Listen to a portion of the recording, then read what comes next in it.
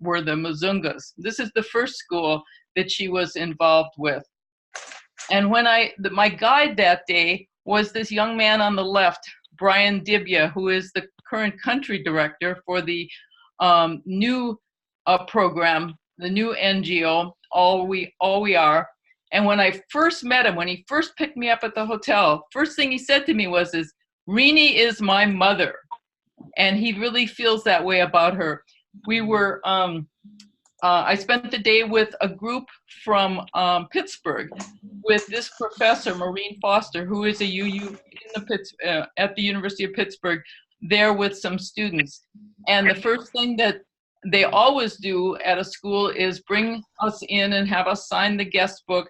And then Brian showed us the very large, thick, perhaps you can see in that picture, album of all the pictures.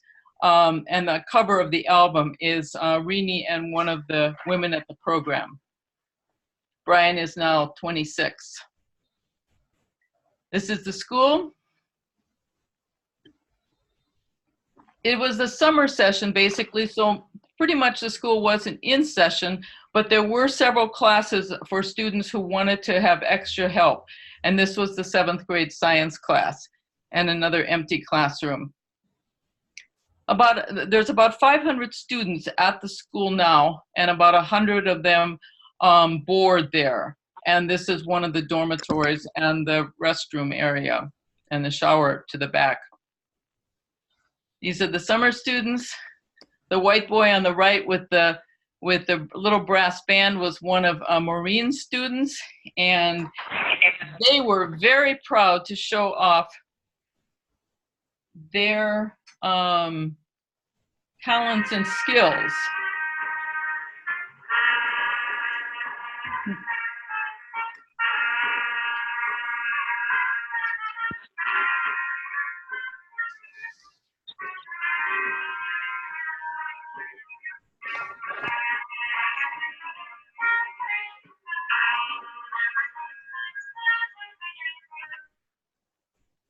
All of those instruments have been donated by people from different parts of the US. And then there was a second school we went to also under the ABC program, also a day and boarding and school for nursery and primary. And these are just samples of the graphics on the exterior walls. And I love the fact that there was an abacus also being taught. I didn't actually see any abacus in action any place, but the fact that the children are learning that is like really a throwback. And notice their core values there that actually fit a bit with our own Unitarian values. In the religious education classroom, I was struck by the fact that they're taught the words for mosque, church, shrine, priest, and notice that Jesus is the Savior, Peter is the rock, and it was just interesting to see those, the candle, the star. I love the fact that there was a candle, even though there's not a chalice per se. This was one of the classrooms where a 7th grade social studies group, and the students stand up. They stood up the whole time we were in there, and we talked to them. They were telling us what they were studying. But there is that immediate respect that we always experience in a classroom. One of the projects of All We Are, besides education, they've grown beyond to other improvements, particularly in solarizing. As you'll see, they're solarizing the schools here. And then that's the modern version. The school kitchen is still the older version.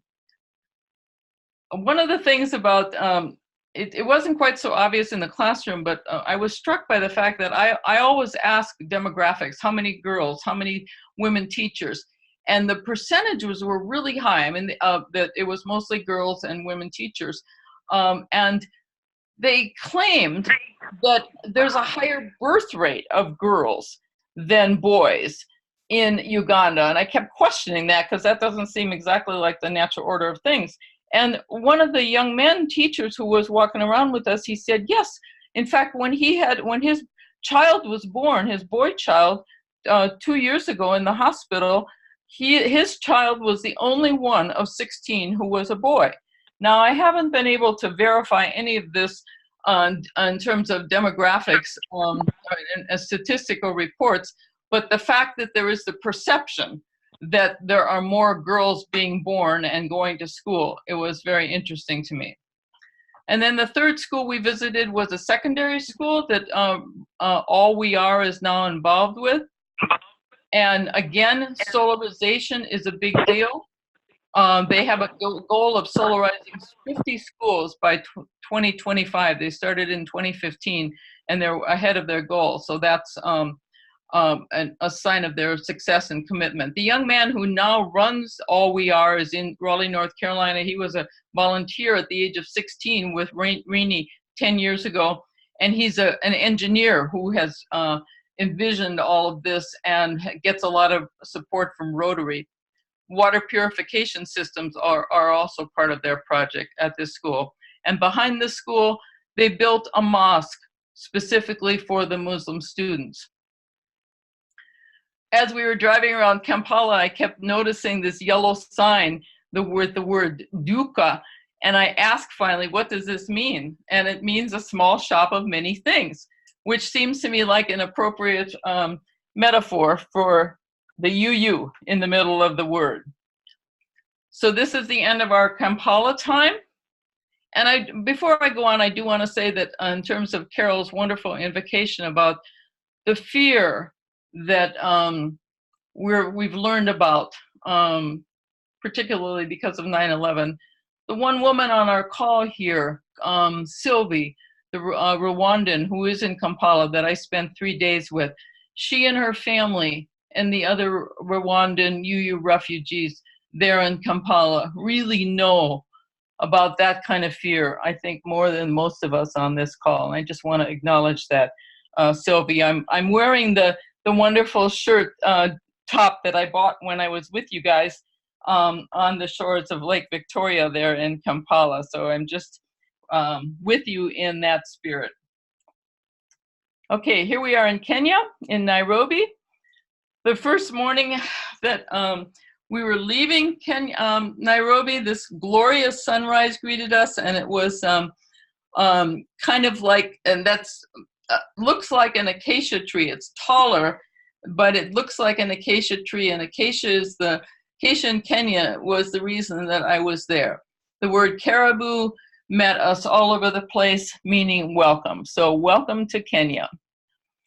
And like I said, the reason that I was there was because of acacia in Kenya. Joyce Moore, on the Mazunga on the right in the picture, who's on our call here from Maine today, is someone I met at GA's 4 or 5 years ago, and we connected. We met at Phyllis Marsh and I were standing in a lunch line in Louisville, and Joyce and Bob were behind us, and we ended up sharing lunchtime with each other, and I learned about her program. We discovered immediately some common resonances in terms of my engagement with the Philippine Partnership, and we just kept in touch and would always see each other at GA, and at some point I said, next time you go to Kenya, I want to go with you, and here I am.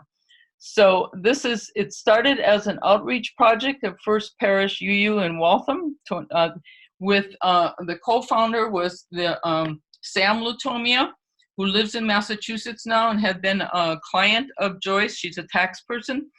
And the woman in the middle is Sam's sister Linda, who lives there in Kenya and maybe has tuned in if she got her internet. And she now runs the projects there in Western Kenya in Mumias. So Acacia in Kenya, here we are.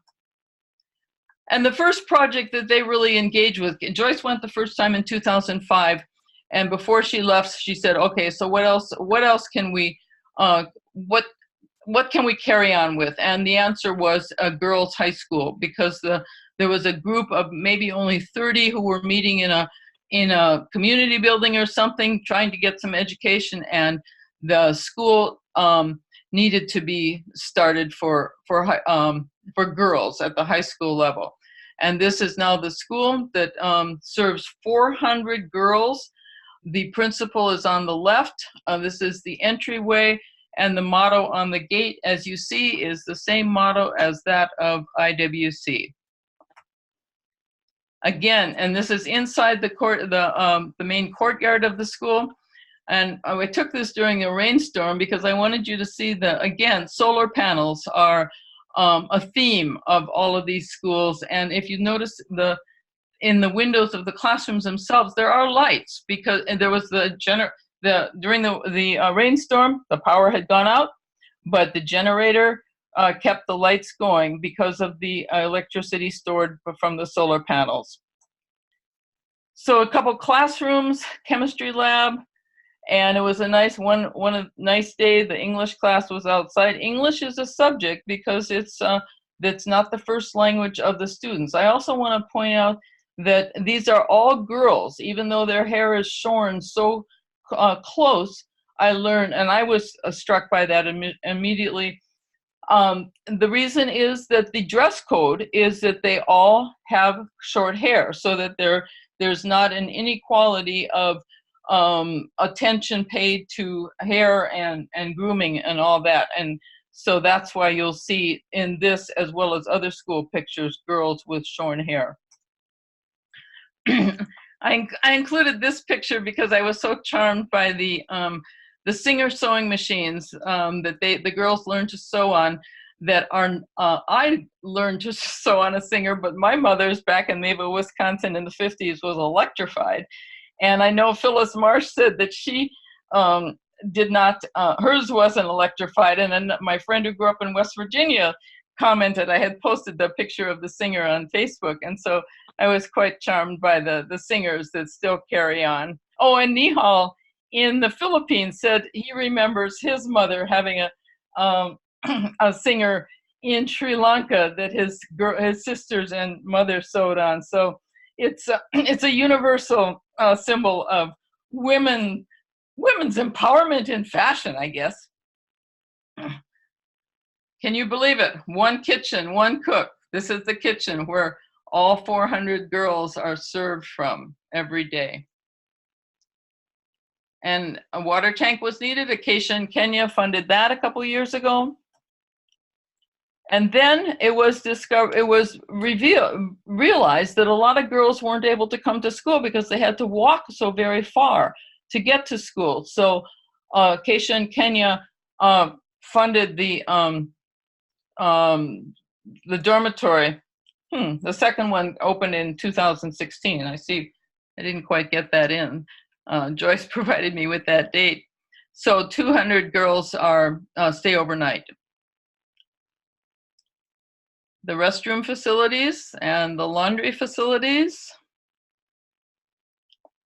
And here are the Acacia in Kenya girls are on a special category, the ones who have been funded full scholarship to be able to come to school, which is about $450 a year.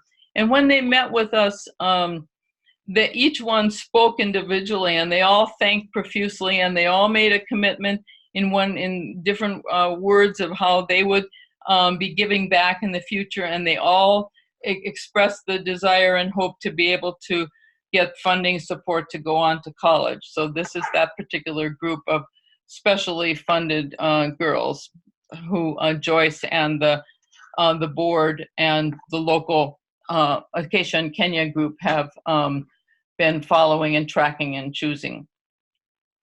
As we walked, just for a little bit of wider perspective, as we walked out of the school one day, one of our family members pointed to the right and said, "Up the road is Obama's village, 100 kilometers."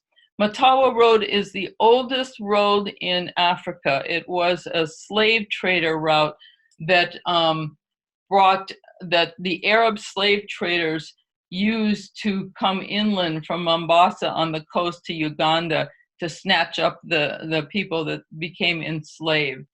So this is, and of course it's the wonderful, inimitable red dirt of Africa. Obama, of course, is revered and loved there. And this Obama guest house was right in Mumias itself, about a few kilometers to the left of this road. And education is not the only thing that Acacia in Kenya has gotten involved with over the years. And this banner shows the other areas of attention that the organization has recognized the need for.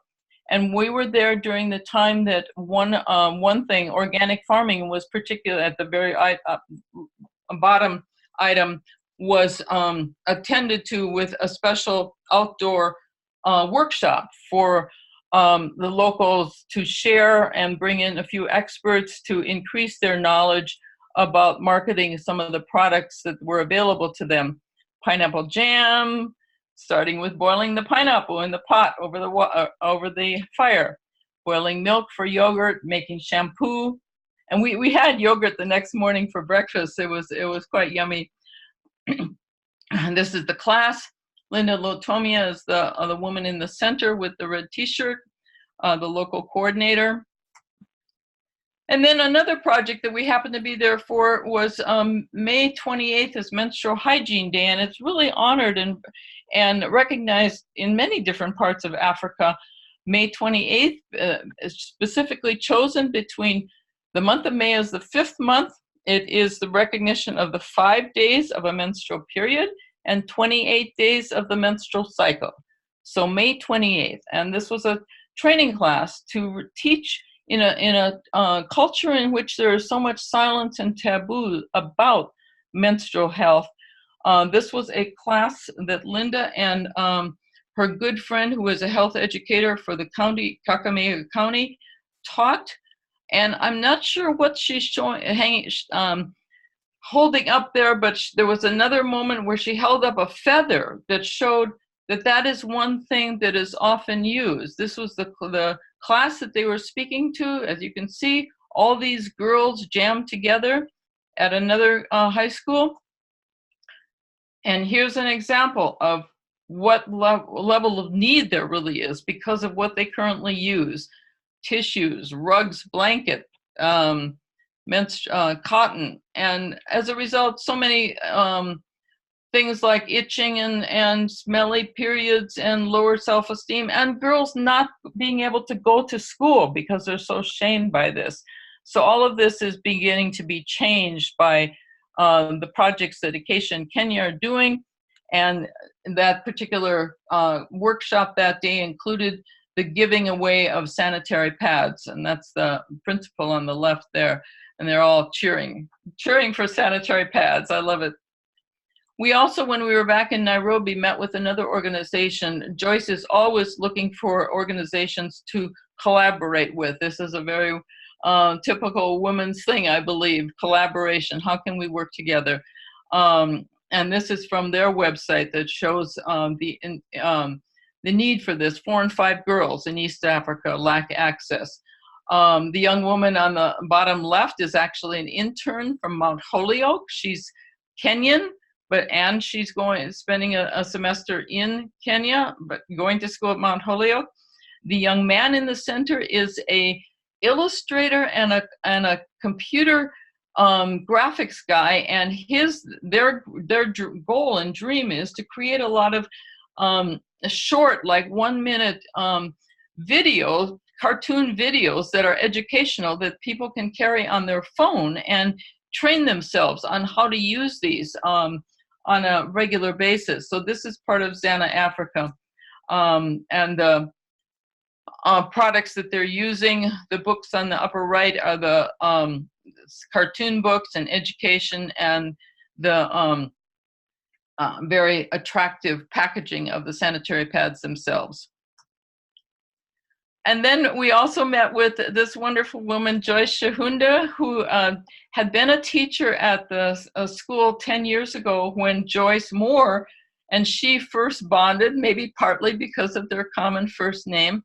And Joyce is now teaching in another high school, and she's developed her artwork to the point that she markets it, and she provides a lot of her art. These are that size, wall size cards for that Joyce, we brought back, I don't know, Joyce, how many, 200 pieces, 300 pieces of art that Joyce gave to us, that Joyce will be selling as fundraisers, and half of the proceeds will go back to Joyce Shahundo. So it's that kind of sharing. And I loved her quote from her Facebook page: "The sky is the ultimate art gallery just above us, tying us all together," of course.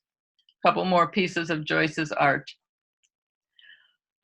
So that's the end of Vacation Kenya project. Our last day in Nairobi in Kenya was on a Sunday, and we went to the Sunday morning UU worship service of Justin Magara, who has been to the United States a number of times, including at Meadville Lombard. And his group meets every Sunday at this academy, a school where his children go to school. In the classroom you're looking at, a computer classroom. They told us that there were usually 100 who show up, but that day there were only about 20 because the terrible rainstorms the night before had rendered the local walking paths and roads so muddy and slippery that they didn't come. So this is the Sunday service that we attended, with these three girls providing 10 of the songs. And I just want to share, whoops. I seem to have lost the, there we go.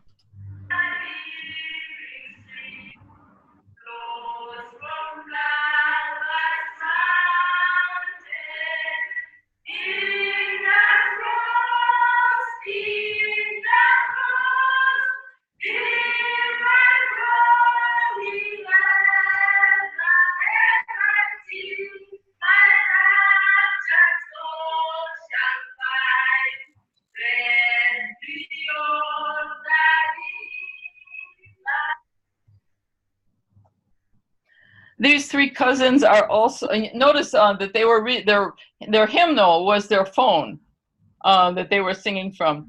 These three young women are also brought along to show us and work on the rugs that they make, that they sell at the market. As they said, it's hard, none of them have jobs. They have to be creative about how they're going to earn money for their own support.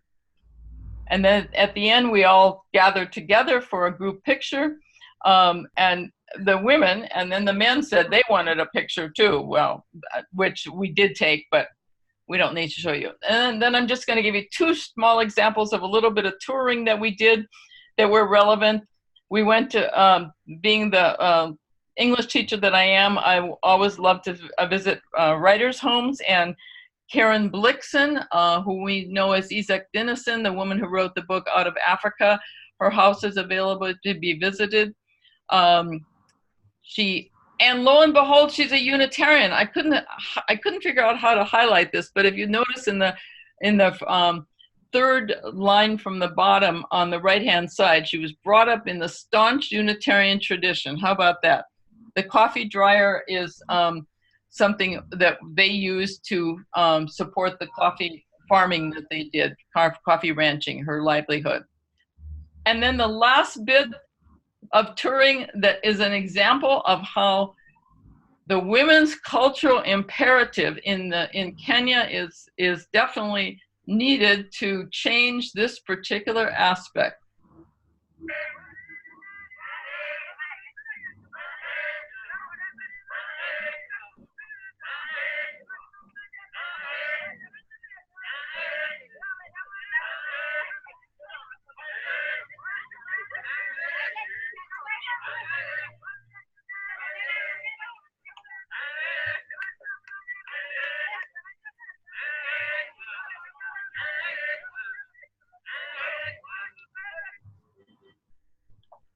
So the Maasai jump dance is famous. Tourists love to see it. The fact that it's still used as the means of a man choosing a bride is, of course, something we'd like to see change. The young woman, it's the men who do the jumping. It's the young woman you saw at the very end was a local young woman who was traveling with us, a student. She just joined in. So that's the end of my report. The last item here is that Acacia in Kenya, as an organization, has invited IWC to bring a Global Sisters Gathering to Kenya in 2 years. October is the month that is targeted because it's also the October 11th is the International Day of the Girl, which has been celebrated and honored by other organizations, including Acacia in Kenya, for the past 6 years. And the board is currently discerning whether this is actually possible. So think about coming to Africa, to Kenya. Asante sana, I say to you for your attention. Thank you very much. Asante sana.